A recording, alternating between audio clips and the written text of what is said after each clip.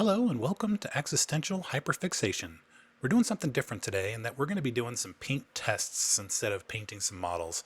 And the kind of reason for this is that the fluorescent paints are such a growing market and seem to be used more and more. And couldn't really find anybody that had done a really big side-by-side comparison, and I seem to be the only one dumb enough to do it, so here we are. So let's talk about the 16 different paints that I got to do this comparison. And as I kind of run through these paints here, you can see how many paints are in the set, what the price is per milliliter. And there are kind of three different categories of paints that I brought to the table here. There's some craft paints like the Arteza and the Crayola. There are some in between like the Golden High Flow. And then there are miniature focused paints, huge miniatures, AK, Pro Acryl, Scale 75, Vallejo. And I really wanted a wide range of different paints to be able to compare and see what would work and what didn't. And in the end, 16 different paints, and I ended up doing 5 different colors because that's what was common among all of them.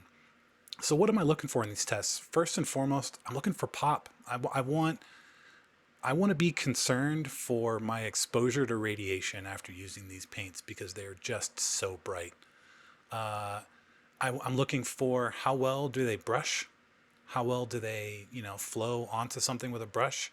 How about use through an airbrush? How well do they thin out and keep their pigment load onto different surfaces? And then finally, what does the kind of coverage of the paint look like? Is it something I'm going to have to go back and put down 6 different coats?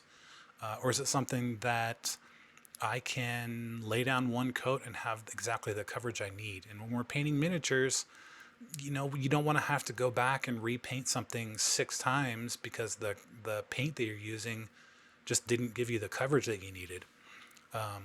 So I did all these tests and here's the results. So I'm going to run through all 5 of the different colors, both on brushing and on airbrushing, and show you the final results.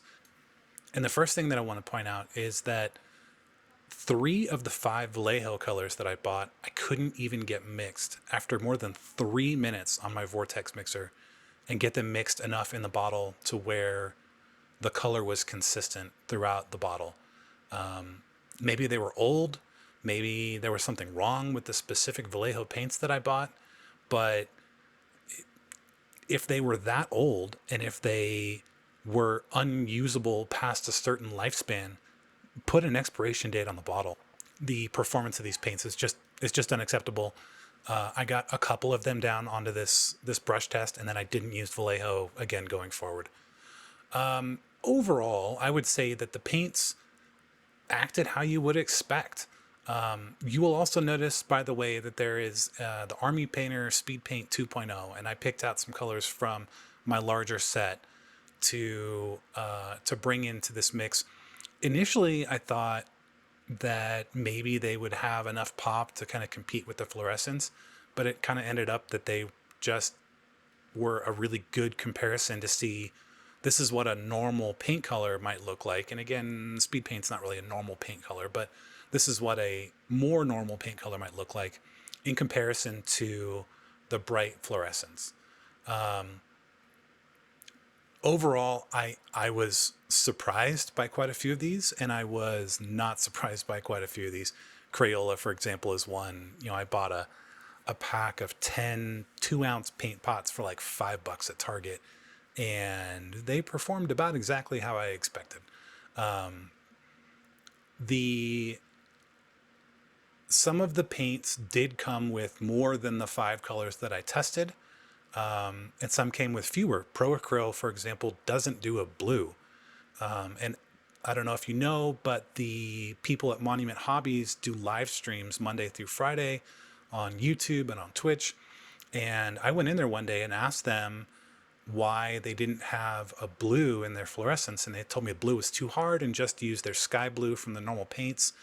And it looks okay, but it just doesn't have the pop that the other fluorescent paints do have, and every other brand came with a blue. So that just feels disingenuous, or I don't know. So when doing the airbrushing tests, I used my own mix of airbrush medium. That's 3 ounces of water, 1 ounce of 99% alcohol, isopropyl alcohol, and then 5 drops of like a matte medium. I use a Liquitex Matte Medium, and 15 drops of vegetable glycerin.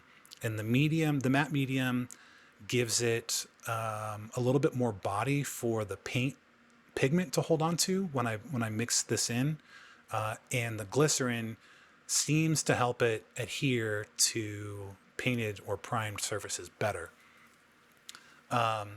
For the airbrush test, I used these Lego plates and I primed them all with Pro Acryl white primer, and did all these plates, went through one by one. And then coming up here in a second, you'll see I actually did a second set of Lego plates with a metallic paint. I used Vallejo Metal Colors Chrome, I think. And that was an important test for me to see, okay, these paints adhere a certain way, whether it's good or bad or indifferent, to a primed surface. How do they cover up what is a difficult surface to adhere to, like a metallic? And you definitely are able to see some changes and some issues kind of crop up comparing the white Lego plates to the metallic Lego plates. Some of these paints did just fine on the white prime, and then when I got to the metallics, they were just drippy and really inconsistent in the overall surface finish. So I'll go through ratings at the end, talking about my own personal preference and things I liked, things I didn't like. But you can see here the final results, and that's what I wanted to get to. I don't really have a lot of B-roll of me doing all this painting. Well, that's not true. I have a ton of B-roll of me doing all this painting, but it felt more important to get directly into the results, look at the paints, look at how the paints performed, and then go through and have a longer discussion on how I thought the paints performed across the different metrics that I was looking for. Here's those metallic plates, and you can see some differences here. I can find a way, I don't know how to do this on YouTube, but I can find a way to post photos so you can look at the still images as well, of these final results, both on the brushing and on the airbrushing side. If people are interested, let me know if you're interested, and I'll figure that out. So the other thing that I did want to point out, so of all the paint brands that I do have here, there are two kind of miniature focus brands that I didn't bring to the table. Number one is Citadel. Citadel doesn't really have any fluorescent colors. And then the other brand that I wanted to get was Warcolors. But Warcolors availability in the United States is abysmal, and I just couldn't get it quickly or cheaply enough. Now let's talk about the final results. So here I've got just a simple table where I laid out all of the different paints across the top and the different testing and kind of scoring categories on the left-hand side. And I'm going to talk through why I gave the scores that I did across all these. So let's go ahead and get into it. So as far as brush use, the one thing that I'm looking for, the main thing that I'm looking for, is how easy is this paint to brush over anything. So when I did my brush tests, I used a piece of foam board that I had primed white, and then I stenciled on fairly sloppily, but it really doesn't matter. I stenciled on a black kind of checkerboard pattern, and I wanted to look for kind of opacity, and we'll get into that when we go into coverage in a couple categories. But as I was testing the paints, I was taking notes on how easy is this paint to brush, how well does it go onto the object that I'm painting, how well does it mix up, thin out a little bit for if I wanted to, for example, make a wash. I'm not really going to make a fluorescent wash, but I'm looking for all of the things that you're looking for when you use a paint with a paintbrush, right? So generally, most of the paints were pretty good. The kind of standouts were Army Painter Speed Paint. For me, brushes so well. It just goes on so fantastically smooth, and there's not really, I don't have to kind of re-manipulate it for the most part after I've painted it on. Part of that is probably due to familiarity. This is one of the couple paints that I had before I started the test. But overall, I love the texture and I love the brushability of Army Painter Speed Paint. Golden High Flow was the other fantastic standout. This painted like it was made for me. I don't know how else to explain it. There was no struggling. There was no having to manipulate, move it around. There was there was no complications. It was very simple. It was very easy. It covered well, but more importantly, it just brushed well. The couple of low points were the Crayola paint. You know, as you expect, it's a really cheap paint. It's not made to be used for miniatures, and really, for dioramas, I wouldn't even use this. This was just thin, watery, chalky. Just didn't, yeah, it didn't go well. The Liquitex Basics paint got the lowest score here for one very specific reason. While the paint itself, it's a very thick acrylic paint, and I use thick acrylic paints all the time when I do dioramas and stuff. But this paint, just trying to mix it, trying to get it to thin out at all, just clumped and just did not want to be anything other than the texture that it was out of the tube. It took a lot of working to get it to a point where it was functional and usable, and for that it got a 1. Mont was a little bit of a pain, and the Vallejo, I gave it a 2, being generous, because I was able to use 2 of the paints and they painted fairly fine. I've got a few other Vallejo paints that I use, or that I have used as well, giving that the benefit of the doubt. So for airbrushing, I used my own recipe for airbrush thinner, or an airbrush medium. And that is I use these little 4-ounce bottles for a whole bunch of different things in my workspace. But for a 4-ounce bottle, I basically use about 3 ounces of water, about an ounce of isopropyl alcohol, and then for that 4-ounce size, I use about 5 drops of Liquitex Matte Medium and about 15 drops of Vegetable Glycerine.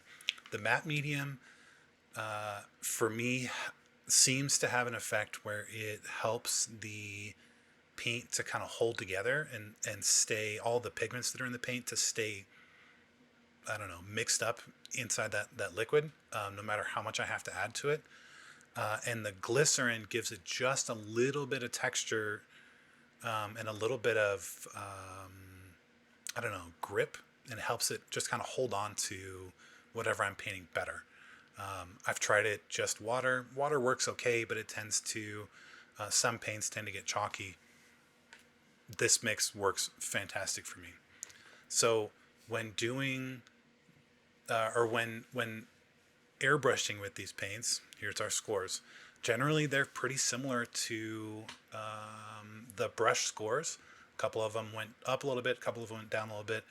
The Army Painter Speed Paint, people swear that they love using these speed paints for, in an airbrush. I do not at all. It doesn't do the effect. It doesn't do the thing that you use speed paint for, which is to kind of settle down into the recesses of what you're painting. It just tends to go on fairly evenly. I don't like, I'm knocking it down for the simple reason of it doesn't do what it's supposed to do when I use it through an airbrush. Again, a couple of high points. The Golden High Flow, just, I didn't have to thin it out at all. It just worked straight out of the airbrush. And the fact that you can have one paint that brushes on extremely easily and airbrushes on extremely easily, makes me question why we have to go through all this effort to either have air paints, or the Vallejo line has the air and the game, and some of them are for brushing and some of them are for airbrushing.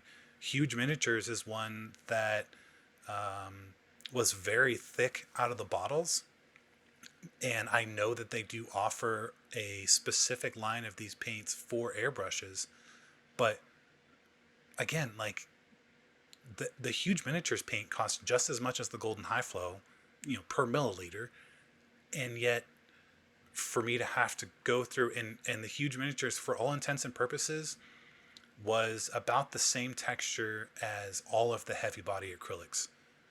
I mean, a little bit less, but it was really close and had almost the same amount of airbrush medium that I had to add to it to be able to spray it. And I definitely did have a few minor issues that were mostly my issues with getting it to the right consistency to be able to get through the airbrush, but also, still cover and look good on the Lego plates. Crayola looked like trash.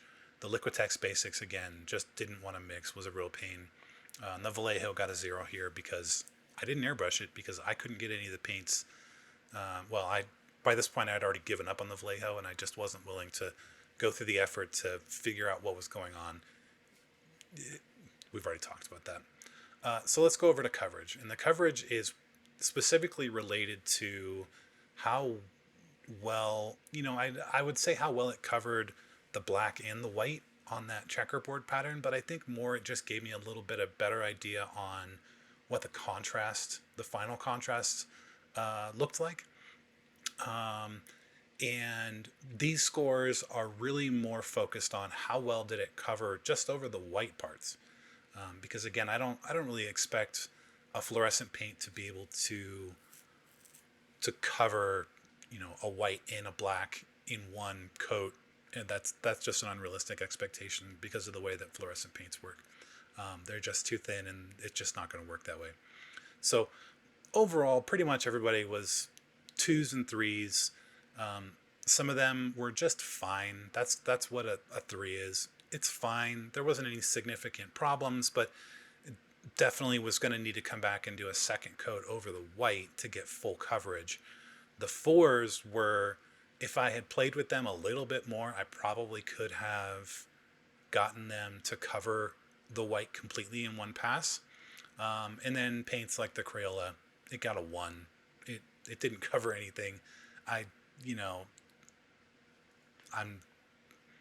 It's Crayola. What do you expect? It's insanely cheap. It was like $5 for 10 different paints in 2-ounce pots. I mean, I'm not expecting miracles out of this paint, and that's totally fine. That's why we included it, because we wanted to know, right? So then let's get to pop.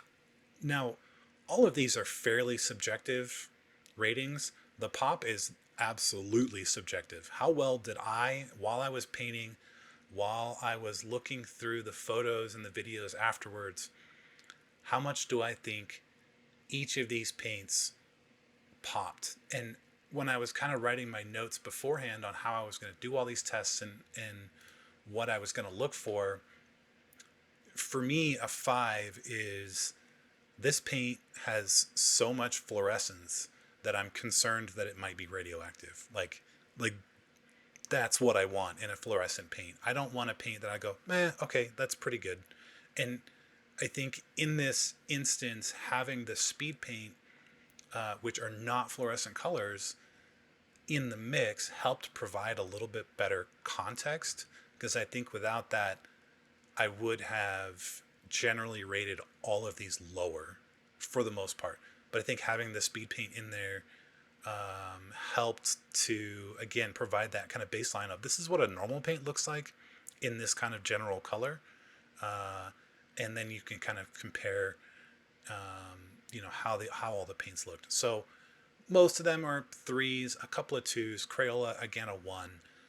The real standouts here were Golden. Again, I, in case you can't tell, I absolutely love these paints.